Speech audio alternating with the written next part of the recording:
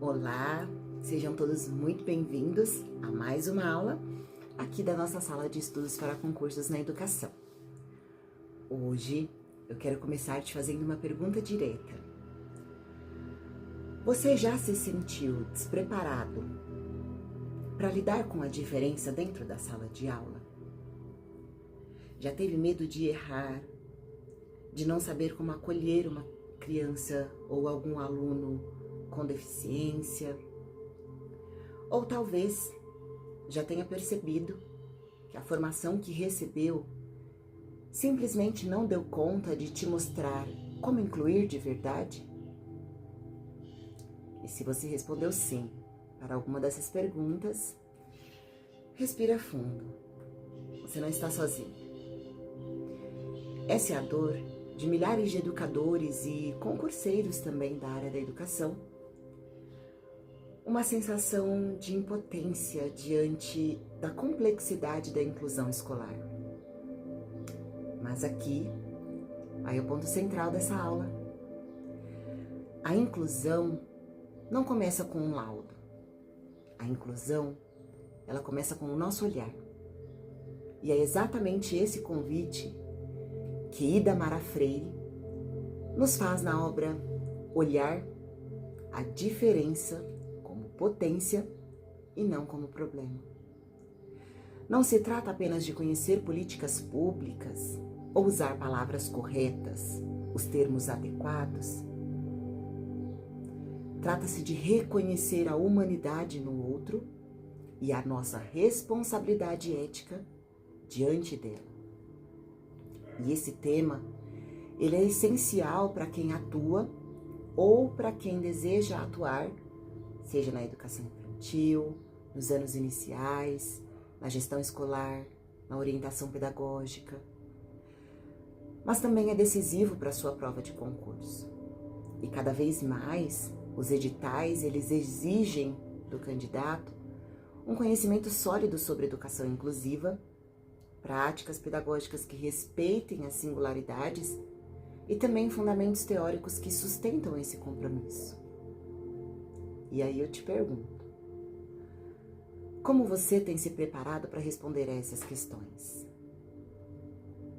Você sente segurança para diferenciar integração de inclusão? Para discutir o papel do professor como um sujeito ético diante da diferença? E é por isso que essa aula é tão necessária. Porque você não vai apenas estudar uma obra.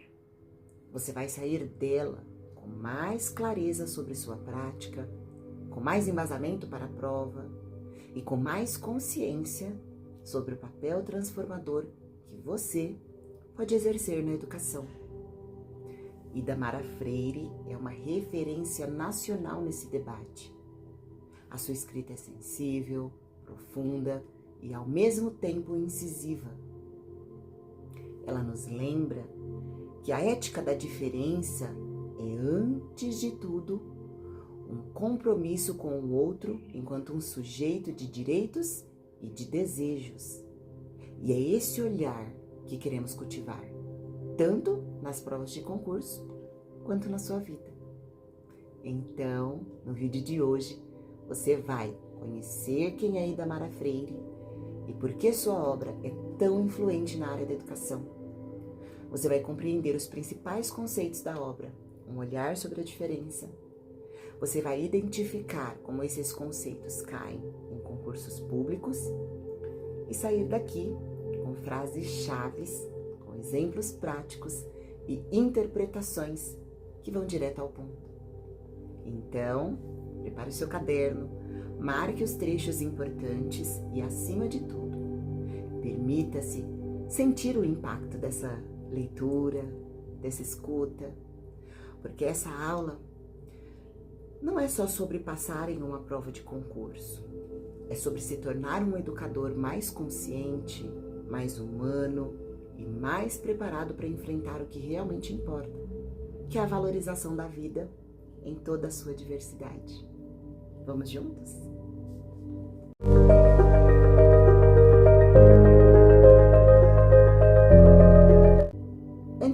mergulharmos nos conceitos centrais do livro, é importante saber quem é Idamara Freire.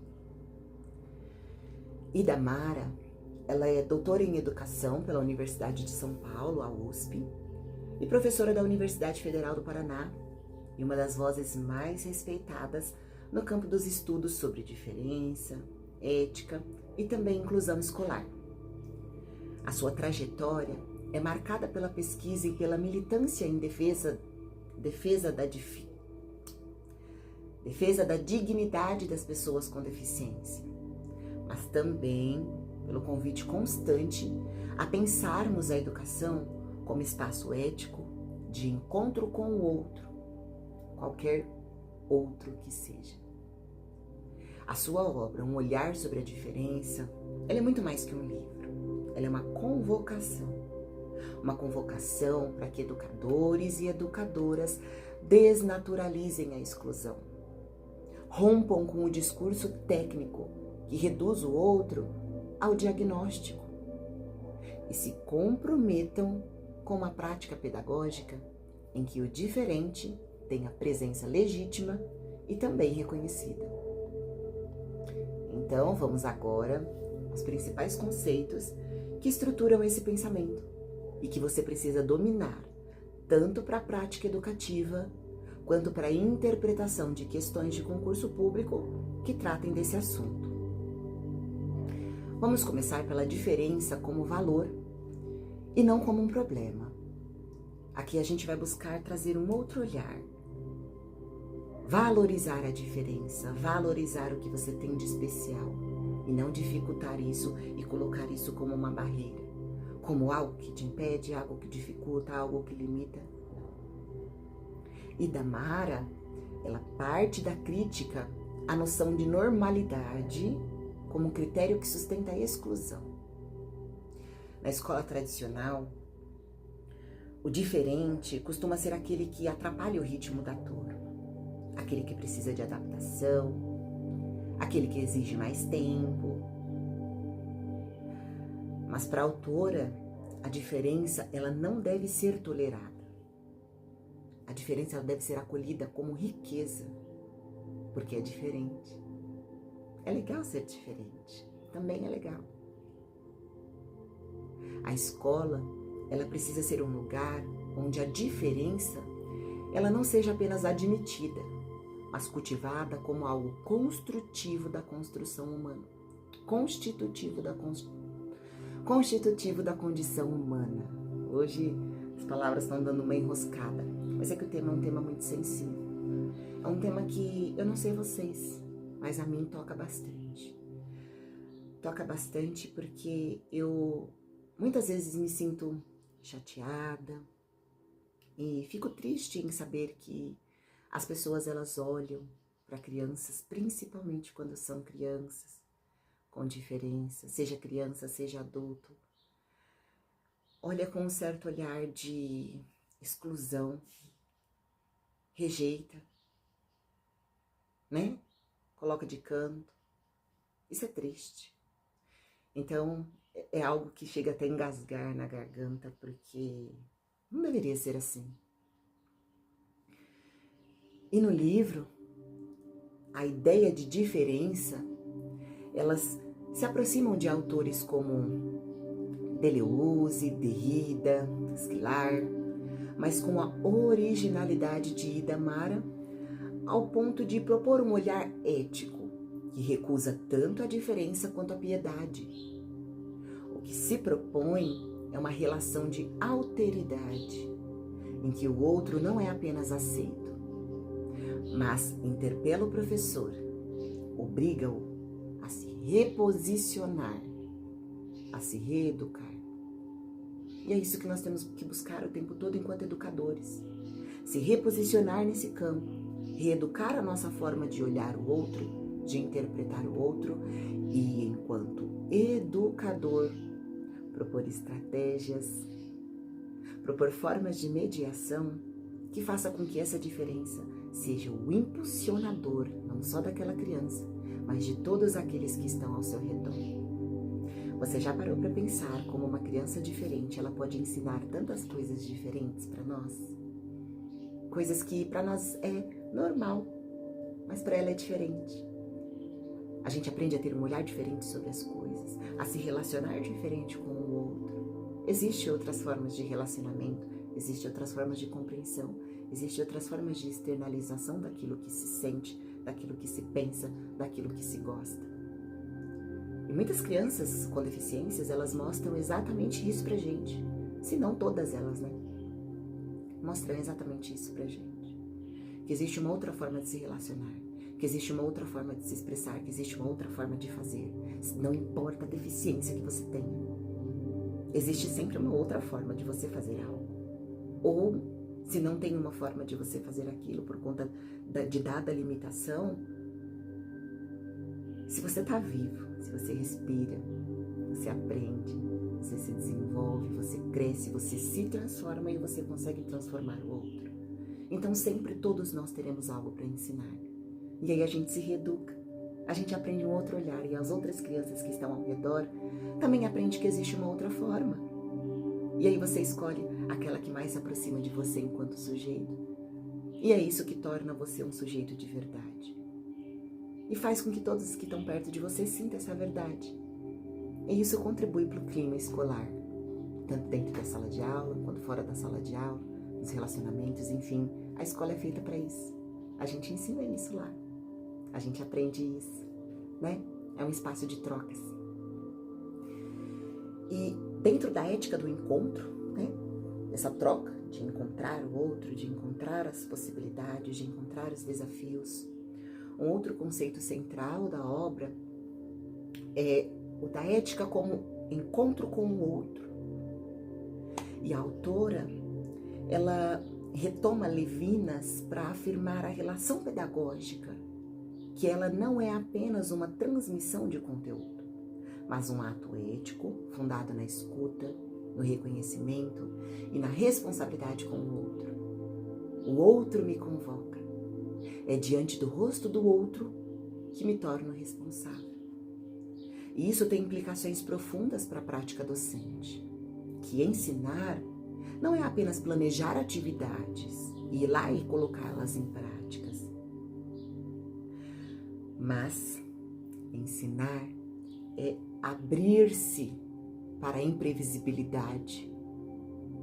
Abrir-se para algo que você não pensou, que é algo que você não planejou, no encontro com sujeitos reais, com histórias, limitações e desejos singulares. Isso sim é ensinar. É ensinar de uma forma que o outro aprenda. Se o outro não aprende assim, não adianta você ficar batendo na mesma tecla. Não é essa combinação que funciona. Se a gente for reparar, e eu vou dar um exemplo aqui para vocês, de uma comparação que vocês tentem entender essa metáfora, né? Essa comparação, essa outra forma de interpretação. Nos nossos teclados dos nossos computadores, dos nossos notebooks, enfim, existem determinadas teclas que estão, dependendo da marca, da tecnologia ali, da ferramenta que a gente está usando, as teclas elas se encontram em posições diferentes, podem reparar isso. Dependendo do computador, uma tecla, ela fica, um botão, né? Que você estava habituado, que aquele teclado ele se encontrasse em determinada posição, em outro teclado pode ser que ele se encontre em outra posição. Então, você ficar tentando a mesma combinação ali da posição daquele teclado não vai te dar o mesmo resultado, porque você precisa apertar outra tecla, porque ela está em outro lugar. O aprendizado, ele sempre está ali. O desenvolvimento, ele sempre está ali. Às vezes, não naquele lugar. Não naquela forma. Não daquele jeito que você está acostumado. Mas se você for lá e observar, não tá aqui, tá ali. Então, é ali que eu vou.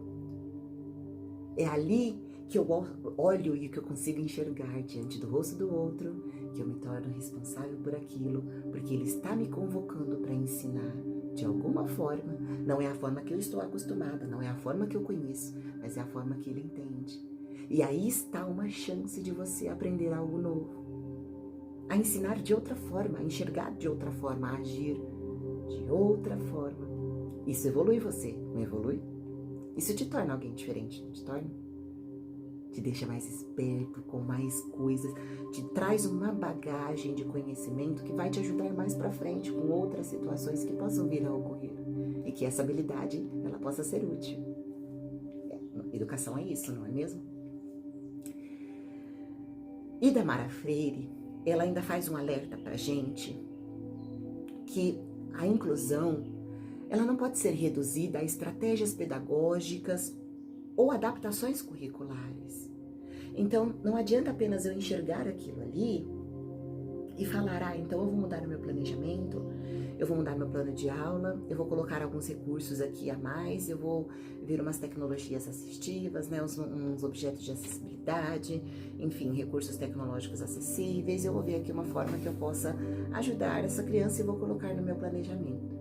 Vamos fazer a adaptação no nosso currículo, vamos dizer no nosso currículo que nós somos inclusivos, que nós acolhemos a diferença. Além de tudo isso, é preciso compreender a inclusão como uma escolha política. O que significa isso? O que significa uma escolha política? Significa que exige que o professor, né, exige dele uma crítica à lógica meritocrática. Exige do professor uma crítica à medicalização da educação. E é exatamente esse assunto que a gente traz dentro da nossa aula ao vivo do YouTube sobre educação especial na prática pedagógica. Esse é um dos primeiros temas centrais, primordiais, medicalização da educação. É a gente olhar a diferença e querer medicar, e querer laudar, e querer diagnosticar. E às vezes não é uma deficiência, é só uma dificuldade. Uma dificuldade que se apresenta dentro daquela deficiência, sim, mas é uma dificuldade que a gente pode, de alguma forma, contornar essa dificuldade, fazendo o quê? Observando, ouvindo, escutando atentamente o que aquele aluno quer dizer, e aí você vai falar assim, agora eu sei como eu posso te ajudar, e você vai lá, quebra essa barreira da dificuldade, e aquele aluno avança. É diferente quando realmente é uma deficiência. Então a gente tem que tomar muito cuidado com essa questão de medicalização, a gente tem que tomar muito cuidado com essa questão de meritocracia dentro da sala de aula, e principalmente a padronização das aprendizagens. Às vezes eu posso não aprender com você me explicando desse jeito, mas se você me explicar de uma outra forma, talvez eu compreenda, né? É só você mudar sua forma de explicação. A gente não aprende desde cedo que na nossa comunicação, quando a gente aprende a nossa linguagem, leitura e produção de textos, nós temos que saber quem é o leitor com quem a gente está querendo falar. Quem é a pessoa que vai receber a mensagem. Talvez aquela pessoa não consiga receber a mensagem desse jeito. E aí? Se ela não tem WhatsApp, como você vai tentar falar com ela? Você vai tentar outra forma de comunicação. Se você não consegue falar por áudio, você vai escrever. E aí vai depender da pessoa, da forma como ela consegue interpretar aquela informação, né? E aí você vai lá e reexplica de outro jeito, e dá outra explicação. Para essas crianças também é assim, para esses alunos também é assim. E nesse sentido, a inclusão escolar, ela não é um favor, ela não é uma caridade, ela não é concessão. É direito e exige mudança na forma como nós pensamos, o conhecimento. Exige mudança na forma como nós pensamos a avaliação e exige mudança na forma como nós pensamos o currículo. E na obra, a autora ela defende que o professor deve ser um sujeito ético, mas também estético. E vocês sabem onde a gente fala sobre esses princípios éticos, políticos e estéticos? Na nossa legislação. Ou seja, você percebe que tudo isso está conectado. Está conectado, de alguma forma está dito, está falado, mas talvez você não tenha aprendido isso na formação inicial, talvez os professores não tenham abordado isso dentro da sua faculdade, né, dentro do curso que você fez, ou talvez você não tenha visto isso na formação continuada, ou talvez até tenha visto. Mas aquilo você não entendeu naquele momento. Talvez a forma como foi expressada não atingiu você, não tocou você, ou você naquele dia não estava receptivo àquela informação, e é normal isso, tá tudo bem. Isso é educação. A educação é você ter paciência, você observar, você escutar atentamente, e você, se a pessoa não entendeu, se a pessoa não escutou, se ela não viu em algum momento, que ela tiver contato de uma outra forma, você consegue ensinar ela, e em algum momento ela vai aprender com alguém, que não seja comigo, que seja com outra pessoa, mas vai aprender com alguém. A gente tem que fazer nossa parte de tentar ensinar, de ser alguém sensível ao outro, atento à presença do corpo, da emoção e da história de cada aluno. Então, talvez do jeito que a pessoa fale, toque você e você consiga entender. E eu espero de verdade que a forma como eu estou trazendo esse assunto, a forma como eu estou explicando isso para você, realmente toque você. Se isso não tocou lá atrás, que toque agora. Que você pense, tudo isso é dito na nossa Constituição, é dito na nossa LDB, é dito em diversos parâmetros, é dito em diversas diretrizes. A palavra inclusão, será que a gente sabe realmente o que significa inclusão? Incluir? O que é incluir? Eu tenho um potinho, eu vou incluir isso aqui no meu potinho. Não importa o que isso seja, inclusão, incluir, esse é o termo. E vocês podem se aprofundar nesse termo de diversas formas, procure a etimologia da palavra, vai a fundo dentro disso e vocês vão entender, tira a raiz de lá de dentro, o que é incluir. É ser alguém sensível, que escuta o outro, que presta atenção, que entende suas emoções e suas histórias, suas bagagens, aquilo que sabe, aquilo que não sabe, e eu incluo aquela pessoa de alguma forma dentro dessa atividade. Então, Indamara Freire, ela propõe que o professor, ele abandone o lugar de uma pessoa técnica ou de um especialista em deficiência, viu? Como dito também, mais uma vez, nas aulas da nossa série de educação especial, na prática pedagógica, a gente fala exatamente sobre isso. Você precisa entender, você precisa ter um certificado, você precisa ter um diploma, é claro. Isso mostra que você teve o compromisso de ir lá e se dedicar a algum estudo até o fim. Mas se você não tem, não custa você estudar. Não custa você ir lá atrás e entender sobre o assunto. Você pode não ter o certificado, você pode não ter o diploma, mas isso não significa que você não vai atrás do conhecimento, porque o conhecimento está ali, em todo lugar, o tempo todo. Você só não tem o conhecimento porque você não quer. Porque se você quer, você tem o conhecimento. E você não precisa ser um especialista em deficiência. Você precisa ser alguém que se coloque no lugar de uma pessoa em formação permanente. O que é a palavra permanência? O que é permanecer? O que significa esse verbo? O que significa isso? Alguém em formação permanente, que aprende com a diferença e que não tenta encaixá-la em modelos que são pré-existentes. Não, você precisa se encaixar dentro dessa caixa aqui, mas esse é o tamanho do potinho que eu quero colocar e eu quero que você se encaixe ali. Não. Às vezes não se encaixa, aí o que você faz? Você quebra? Ai, mas não acho que não cabe no potinho. Aí você vai lá, quebra e enfia dentro do potinho. Só que deixou de ser isso daqui, que você quebrou, né? Você vai fazer isso com tudo? Tudo que você tem, tudo que você quer encaixar dentro, você vai começar a quebrar e desmontar e joga uma parte fora e a outra você coloca dentro? Né? Então, nada na vida é assim. Nada na vida é assim. E na educação, não pode ser assim. Porque se a gente está ali ensinando para a vida, isso faz parte da vida. E se a pessoa entende que você não pode quebrar isso daqui para caber dentro da caixinha, ela vai entender isso para todos os contextos da vida. Tem que ser assim, você tem que aprender essa habilidade tem que te ajudar em todos os outros campos. É por isso que eu gosto de trazer muito a questão da BNCC, quando as pessoas trabalham nos campos de experiência de forma isolada. Hoje nós vamos falar sobre o eu, o outro e o nós. Ah, mas não pode misturar corpo, gestos e movimento. Mas como não? É o meu corpo, é o eu, é o meu corpo. É o outro, é o movimento, é o gesto que o outro faz, é o olhar que o outro tem, é a forma como o outro interage comigo, como nós nos acolhemos, como nós convivemos.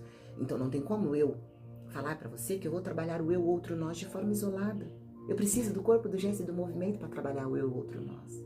Eu preciso da fala, da escuta, do pensamento e da imaginação para me entender como eu falo, como eu escuto, como eu penso, como eu imagino, como o outro fala, como o outro pensa, como o outro escuta, como o outro imagina. E aí isso se encaixa dentro do eu, do outro e do nós. Traços, sons, cores e formas. O que é traços, sons, cores e formas? Você escreve, você traça. Você pinta, você se expressa. Formas. Eu consigo respeitar você que tem um físico diferente do meu. Eu consigo respeitar você que tem um cabelo diferente do meu. O eu, o outro e o nós. A gente não pode trabalhar os campos de experiência de forma isolada como se fossem caixinhas. Eles estão ali dentro da BNCC para ensinar para nós que nós temos que trabalhar esses campos de desenvolvimento. E quando a gente trabalha esses campos de desenvolvimento de uma forma global, de uma forma ampla, de uma forma com que a gente consegue conectar tudo isso como um quebra-cabeça, você pode ter certeza absoluta, e eu quero que você conte para mim. Diga aqui para mim, escreva aqui, coloque um comentário, coloque sua opinião aqui, sua informação sobre isso. E aí eu tenho certeza que essa habilidade que você vai ensinar, ele vai conseguir encaixar em todos os campos da sua vida. Seja no relacionamento consigo, seja no relacionamento com o outro. E seja no relacionamento em conjunto. Em qualquer lugar que você estiver, em qualquer coisa que você for fazer, qualquer habilidade que você precisar, você vai encontrar uma peça que vai se encaixar ali daquilo que você aprendeu no conjunto todo de todos os campos de experiência. É assim que a gente trabalha a BNCC. É assim que a gente trabalha a legislação.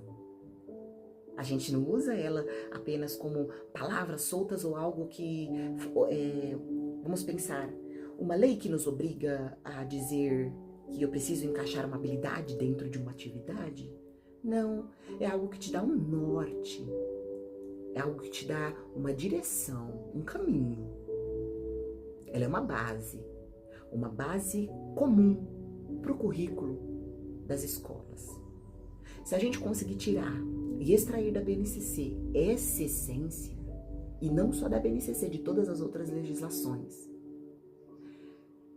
essa essência, a gente consegue aplicar isso em todos os campos da nossa vida.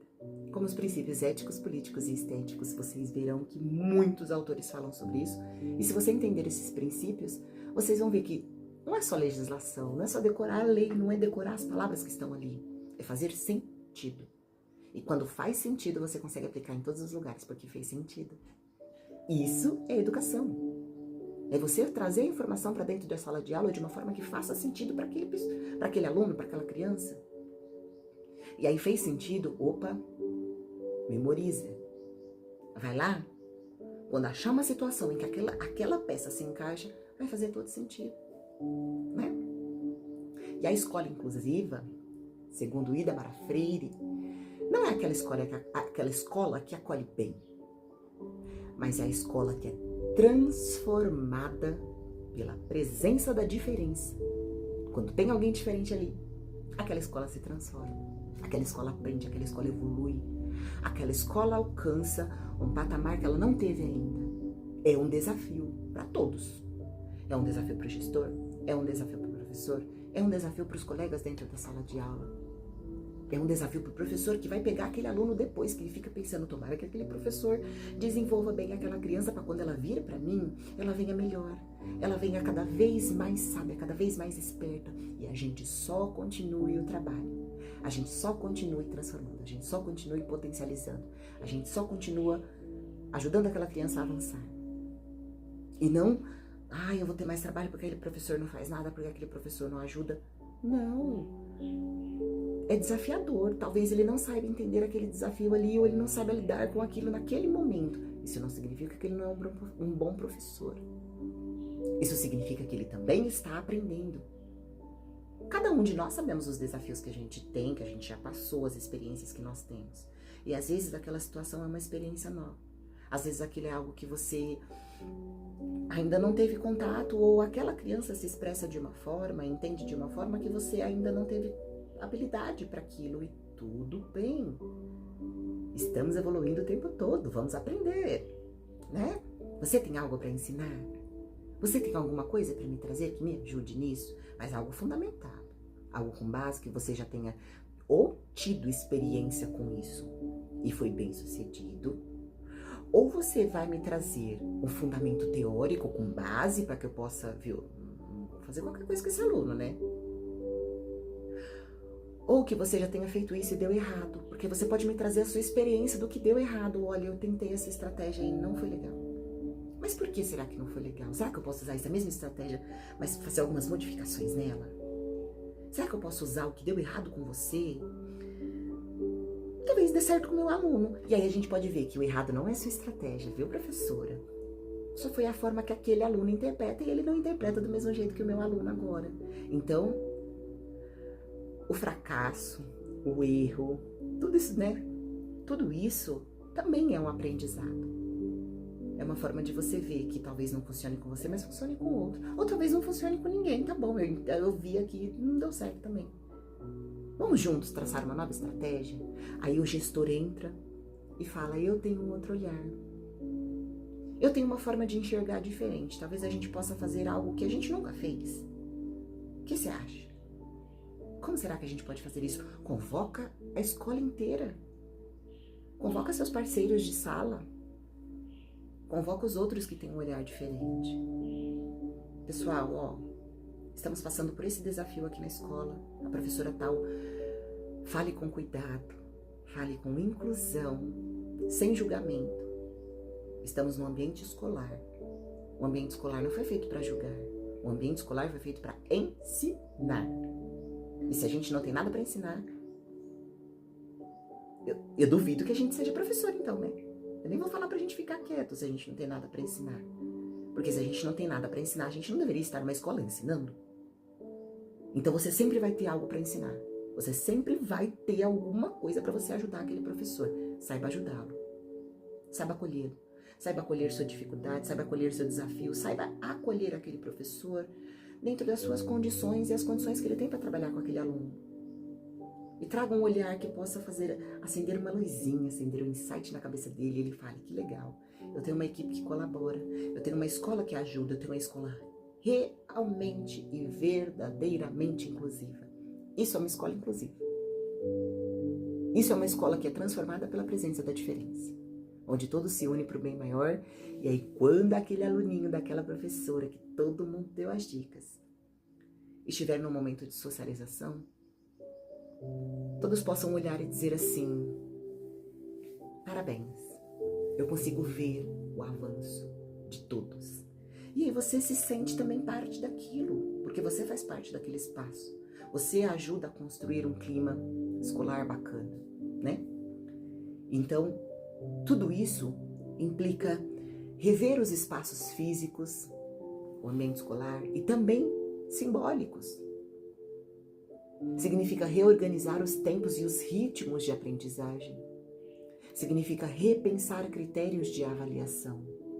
É a avaliação engessada? Eu quero considerar nota, que o aluno só o que ele sabe, eu não vou considerar como eu ensinei e nem vou ensinar o que ele realmente aprendeu? Será que eu só avalio o aluno e não avalio o meu trabalho? Será que se ele não aprendeu, será que foi porque eu não ensinei de uma forma que ele pudesse aprender ou porque ele tem uma dificuldade? Talvez eu não ensinei da forma como eu deveria. Talvez se eu tivesse ensinado de outra forma, ele teria aprendido. São questionamentos que a gente tem que fazer o tempo todo. Reposicionando o papel da escuta nas relações escolares. Então, ao longo da obra, Idamara, ela costura essas reflexões com exemplos reais e uma escrita poética que nos envolve e que nos desafia. Ela não oferece fórmulas prontas, mas ela nos, vamos dizer assim, nos desinstala da nossa zona de conforto. Ela tira a gente da nossa zona de conforto, exatamente como as provas de concursos fazem. Elas cobram do candidato não apenas o conhecimento, mas ela cobra de você a postura, o posicionamento e a sua ética. Não é só para você passar no concurso, é para saber quem você é de verdade. E é aí que está a grande riqueza desse conteúdo. Porque você não só vai passar no concurso, mas você vai entrar lá na sala de aula e vai saber ser um profissional que tem postura, que tem posicionamento e que tem ética. Então, se você chegou até aqui, você já percebeu que essa obra, ela não é técnica no sentido tradicional, mas ela é profundamente transformadora. E agora, nós vamos aprofundar os conceitos centrais, com exemplos e também com conexões diretas com a prática docente e com as provas de concurso. Imagine a seguinte cena. Uma professora, ela inicia uma atividade de leitura com uma turma do 4º ano. No meio da atividade, uma aluna com deficiência intelectual se levanta da cadeira, caminha pela sala e começa a falar sozinha. O impulso inicial da professora é falar assim: volta pro seu lugar, pare de ficar andando, acompanhe os colegas, enfim. Mas aí, a professora não fala nada disso. Ela respira fundo e lembra de uma coisa fundamental. A diferença é convite à escuta e não ao controle. Então, ao invés de você conter a criança, você pergunta. Chama a aluninha e fala assim: você quer me contar o que você está pensando? Eu tô vendo que você tá falando aí algumas coisas. Com quem que você tá falando? O que que você tá falando? Conta pra mim. E aí, a aluna responde com uma frase meio desconexa, mas que faz muito sentido afetivo.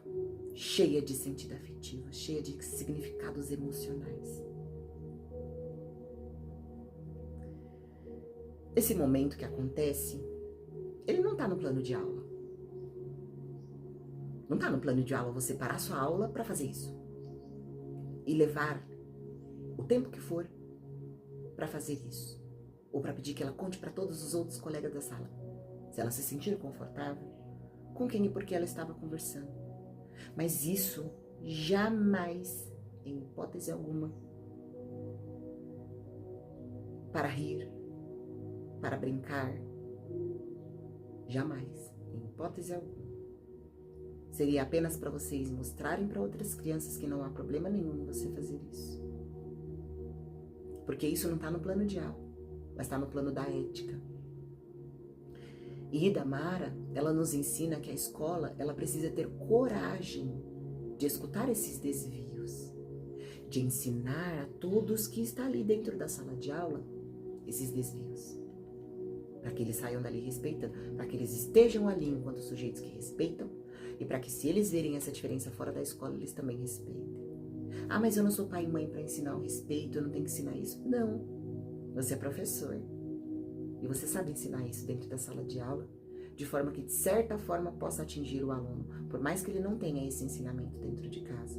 Porque a gente sabe que muitas crianças, infelizmente, não têm. Muitas crianças não sabem olhar o coleguinha dentro da sala de aula e ter respeito. Infelizmente, nem os adultos, tem muitos que não respeitam. A gente sabe disso. Mas tem muitos que sabem respeitar. E tem muitos que escutam você, professor. Por mais que não tenha um familiar que fale isso dentro de casa, escuta você. E talvez eles possam ensinar para quem está dentro de casa. Ou talvez você, família, ensine seu filho. Ensine a ele. Isso só traz coisas boas e vantagens para ele. E isso, consequentemente, melhora todos à sua volta. E se você está à volta dele, vai melhorar você também. Então, é recíproco. Tudo que vai e volta. Esse tipo de criança não atrapalha a aula. Eles são a aula. Eles são uma forma de ensinar algo. São alguém que te faz, são pessoas que te fazem olhar de uma outra forma para aquilo que você está acostumado a olhar. E um outro ponto que precisa ser profundamente compreendido é a crítica ao currículo tradicional. Muitas escolas dizem trabalhar a inclusão, mas continuam exigindo que todos os alunos aprendam o mesmo, da mesma forma, ao mesmo tempo. E esse currículo, ele é excludente por natureza. E aí vem a pergunta que aparece em muitos concursos. Como transformar o currículo em espaço de escuta e acolhimento da diferença? Desafiadora essa, né? Mas a resposta, ela está no conceito de currículo ético-estético. Vocês já ouviram falar sobre isso? Se não, a legislação traz bastante esse tema. E o que é o currículo ético-estético? É aquele que parte da experiência dos sujeitos, que incorpora linguagens diversas, que valoriza o corpo, a emoção e o afeto como modos legítimos de produção de conhecimento. Em que eu valorizo tudo isso para produzir o conhecimento. Eu parto daquilo que você já sabe, daquilo que você não sabe, da forma como você obtém, retém a informação. Porque o currículo ele não pode ser um roteiro fechado. Ele precisa ser um campo de possibilidades. Ele precisa ser um norte e aberto para que eu possa reestruturar sempre que houver novas formas de produzir conhecimento.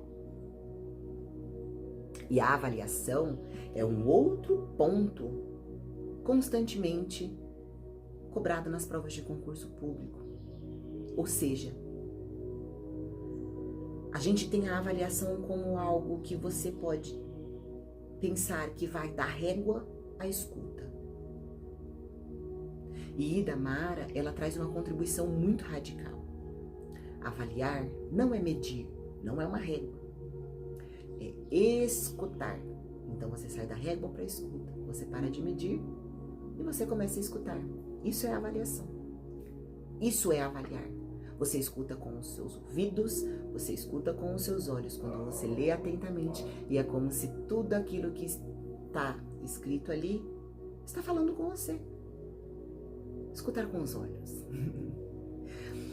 Isso se conecta, por exemplo, com muitos autores que eu tenho certeza que você já ouviu falar, como Jussara Hoffmann, como Cipriano Lucchesi, mas com uma ênfase própria de Idamara Freire, que propõe que o professor ele se recuse a usar a régua da normalidade para julgar os aprendizados. A pergunta não deve ser o que ele não sabe, mas sim o que ele consegue dizer sobre o que ele viveu nessa experiência. Você consegue me contar o que você aprendeu de toda essa experiência que você teve? Seja com essa atividade que eu propus, seja com essa interação que nós fizemos, enfim, a forma como você organizou e executou a sua prática pedagógica. Você consegue falar para o aluno dessa prática que eu planejei, dessa aula que eu planejei e de tudo isso da forma como eu apliquei? O que você aprendeu, o que você aprendeu, o que você aprendeu, o que você aprendeu para cada aluno. O que cada um aprendeu sobre a experiência que teve. E essa abordagem, ela muda tudo. O papel do professor, os instrumentos que nós vamos usar, os critérios para uso, para avaliar e também a postura diante da turma. E isso é muito cobrado em concursos de professor de educação especial, de coordenador pedagógico e também de diretor escolar. Então, se você vai prestar o concurso para professor de educação infantil, ensino fundamental, educação inclusiva ou até mesmo coordenação pedagógica, você precisa se preparar. Porque as bancas elas estão cada vez mais exigindo posicionamento ético e não só o conhecimento teórico. Infelizmente, a gente vê muitos cursos de formação inicial que estão, vamos falar uma palavra feia, se prostituindo, numa forma de não entregar isso para o aluno, apenas entregar para ele um diploma, onde ele entra dentro da sala de aula sem experiência nenhuma. Não cobram de seus alunos um estágio supervisionado que realmente faça diferença. Enfim, ou não passe para o aluno essa essência, queira passar para ele só teoria e cada vez mais trabalho, cada vez mais lição. Você vai fazer um monte de prova, você vai fazer um monte de trabalho. E esse aluno fica maluco sem entender nada.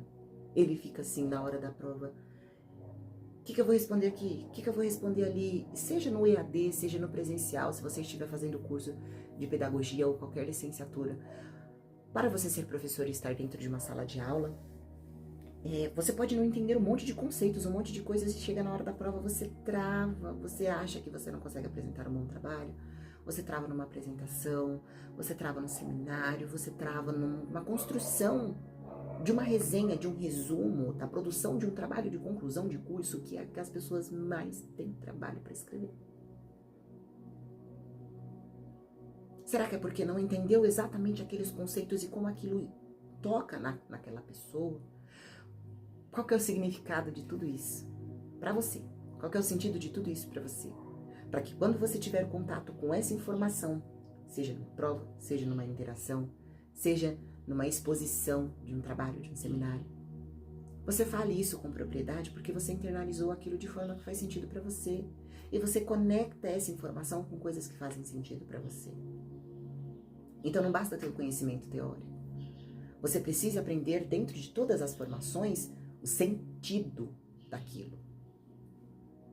Para que quando você estiver em contato com provas de concurso público, por exemplo, e Idamara Freire, talvez ela apareça em questões, você vai enxergar o trabalho dela dentro de questões como inclusão como prática ética, convivência com a diferença, o currículo e a avaliação inclusiva, uma formação docente crítica e como a ética da escuta e do encontro. Então você consegue entender os conceitos centrais de forma que faça sentido e significado para você, para que você possa aplicar isso em qualquer lugar. E infelizmente muitas formações estão deixando isso de lado. Mas aí é importante você buscar o conhecimento fora. É por isso que eu estou aqui. É por isso que esses autores estão aqui. Para trazer para você uma reflexão que talvez você não tenha tido, porque você não leu a obra completa. Ou porque você leu e não foi um momento que você conseguiu absorver aquela informação. Ou porque você não entendeu. Enfim, existem tantas possibilidades. E aqui está a oportunidade de você entender pelo menos esse conteúdo. Esse tema, né? Então, sempre que você pensar em Idamara Freire, pense nesse ciclo. A diferença, ela exige uma postura ética que transforma o currículo e a avaliação a partir da escuta verdadeira. O outro me educa quando eu paro de tentar consertá-lo e começo a escutá-lo. O outro me educa quando eu paro de tentar consertá-lo e começo a escutá-lo. Você vai se educar. Tenho certeza disso. A gente descobre muita coisa. E agora que você entendeu os conceitos com profundidade, eu vou finalizar com algumas citações estratégicas da obra, como Idamara Freire aparece nos concursos públicos, e vou trazer para você, que ficar até o final, uma reflexão para fortalecer o seu propósito. Então daqui para frente, você vai aprender como aplicar tudo isso em concurso público e olhe lá, não só no concurso público. Você vai aprender como aplicar tudo isso na prática pedagógica e fortalecer o seu propósito enquanto educador. E, ao final dessa nossa aula, é aqui que o conteúdo se transforma em propósito. Que não é só sobre acertar questões, mas sim entender por que a educação importa, especialmente quando nós falamos de diferença. A obra de Idamara Freire, ela é construída com sensibilidade e com potência. Então eu separei algumas citações que resumem esse olhar transformador. Então guarde-as com você, porque elas valem ouro nas provas de concurso público e também nas práticas pedagógicas. Não existe diferença sem implicação ética. E essa citação, ela pode ser explorada em questões que envolvam inclusão e formação docente, porque ela resume a tese de que a educação ela só é possível quando acolhe o outro em sua inteireza. E não é assim, né? Outra frase, a escuta é ato político. Em contextos de gestão democrática, essa frase, a escuta é ato político, ela mostra que escutar não é passividade, mas uma decisão de se abrir ao outro. Eu preciso abrir os meus sentidos da escuta para escutar o outro, senão você não escuta, né? E isso pode ser dito pelos deficientes auditivos. Mas isso significa que eles não se abram para escutar o outro, eles escutam de outra forma, sabia? É outra forma que eles escutam. Você sabe qual que é essa forma de escutar? Se você sabe, conta aqui pra gente, coloca aqui pra gente no comentário. Dê pra gente aqui a sua opinião e fale como que é que as crianças com deficiência auditiva escutam o outro. A sua fala, seu posicionamento pode ajudar outro professor a entender como essa escuta funciona. E escutar é considerar suas experiências como válidas.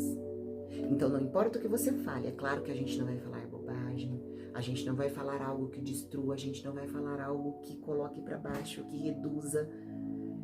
Isso não é educação. A gente vai falar algo que vai trazer uma experiência que seja válida, seja uma experiência certa, seja uma experiência errada, mas que haja discussão e todos nós possamos aprender com essa troca. Discussão no sentido de troca. Eu passo meu ponto de vista, você passa o seu e a gente vai discutindo sobre esse assunto. Outra frase é que o diferente não é o oposto. O diferente é o outro que amplia. E essa é perfeita para a gente refletir sobre inclusão sem assistencialismo. E em concursos, pode aparecer isso em alternativas que contrapõem a integração e a inclusão. E por último, o que educa é o encontro e não o controle. E essa pode ser usada para a gente interpretar questões sobre autoridade pedagógica, sobre respeito e também sobre convivência escolar. Porque a abordagem de Idamara Freire, ela não é cobrada de forma superficial. Ela aparece quando o edital fala de educação inclusiva como ética e política, de currículo e avaliação na presença da diversidade, de postura docente diante da diferença e de formação crítica e emancipatória. Então, uma reflexão final é que Idamara, ela nos convida a olhar para a diferença como um lugar de formação. A diferença é um lugar de formação. Não se trata de tolerar o outro, mas de deixar-se afetar por ele, de ser afetado pelo outro, de forma positiva. Então, quando você for escrever uma redação discursiva, for falar sobre esse assunto em uma apresentação, ou quando você estiver diante de uma criança que desafia os seus métodos, quando for chamado a falar sobre inclusão em uma entrevista, em uma prova de concurso, em uma palestra, em uma apresentação, em um seminário, quando você for falar sobre inclusão, lembre-se disso. Educar é reconhecer o outro como legítimo outro. É o outro, não sou eu. Né? Parafraseando aí Maturana e Varela, que também inspiram a autora. E essa não é apenas uma ideia bonita. Ela é uma bússola ética para quem quer ser um educador com propósito. Então, se esse conteúdo te tocou, se esse conteúdo te ajudou, eu recomendo fortemente que você leia também a obra completa de Idamara Freire, Um Olhar sobre a Diferença, que é leitura essencial para quem deseja ir além da técnica e compreender a ética profunda do ato de educar. E na nossa sala de estudos, você encontra resenhas, glossários, mapas mentais, simulados para você entender mais sobre essa obra, sobre essa autora, outras obras, outros autores que vão te trazer outras visões, outros conhecimentos, outros entendimentos sobre tudo isso. E isso vai fazer com que você, por mais que não tenha visto esse conteúdo antes, ou por mais que já tenha visto esse conteúdo, já tenha tido contato, mas isso ainda não ficou claro para você, ou você agora conseguiu enxergar um olhar diferente, aceite se enxergar outras formas, na visão de outros autores, com outras obras e com outras técnicas, para que você vá além e compreenda a ética profunda do ato de educar. Então, na sala de estudos, você vai encontrar esse e muitos outros materiais que vão ajudar você a acertar na prova de concurso e a transformar a sua prática pedagógica. Idamara Freire não entrega fórmulas prontas. Ela entrega chaves para que possamos abrir portas que estavam trancadas dentro de nós mesmos. A educação que vale a pena é aquela que inclui. E a inclusão que vale a pena é aquela que escuta. Nos vemos na próxima aula. Até lá!